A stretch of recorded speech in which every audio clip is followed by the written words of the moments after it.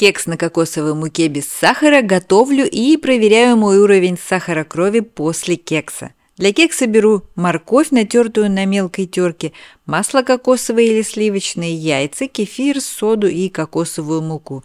Скачки сахара после съеденных простых углеводов плохо отражаются на моем здоровье. После резкого подъема сахара выбрасывается много инсулина, и сахар резко падает. В результате у меня появляется раздражительность, усталость, боль в мышцах, и, несмотря на недавний прием пищи, опять возникает ощущение голода, даже когда сахар еще не упал.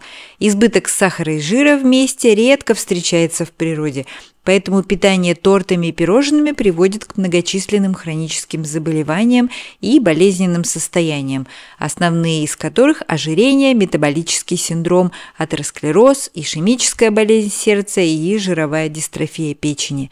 Правильное питание – это мясо и овощи, а иногда ягоды и фрукты.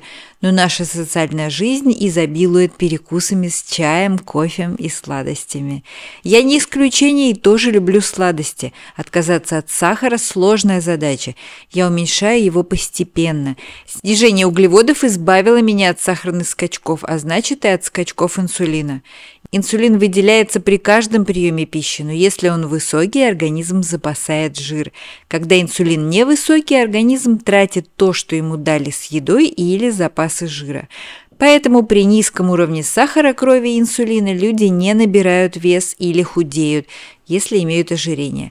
Пользуйтесь этим, если хотите похудеть. Для сладости добавляю сушеные сливы или чернослив. Они низкогликемические за счет высокого содержания клетчатки и не способствуют резкому повышению сахара крови. Зато их добавление значительно улучшает вкус кексиков.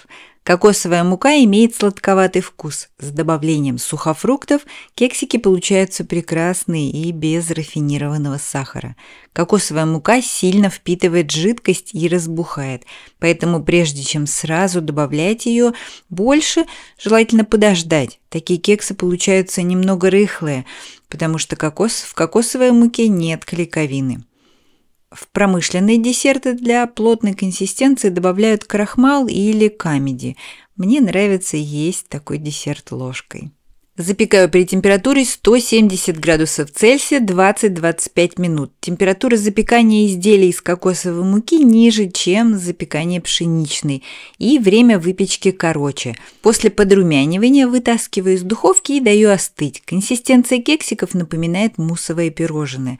Сладковатый вкус приятный, но если вы едите обычные сладости, возможно, вам покажется не сладко.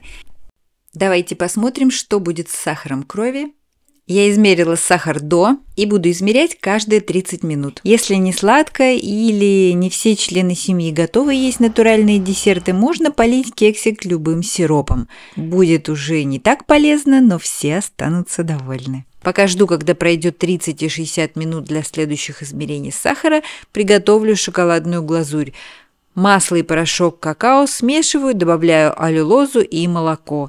Нагреваю в микроволновке. После нагрева перемешиваю до однородной консистенции и получается шоколадная глазурь. Еще немного аллюлозы, а то совсем горький шоколад. Через 30-60 минут сахар крови поднялся совсем незначительно. Значит, такой десерт можно есть, и он не вызывает скачка сахара и инсулина. На таком десерте сложно поправиться. Он подходит для тех, у кого инсулинрезистентность, диабет и ожирение. Но все же это десерт. Не заменяйте десертами нормальный прием пищи. Подписывайтесь, питайтесь правильно и будьте здоровы.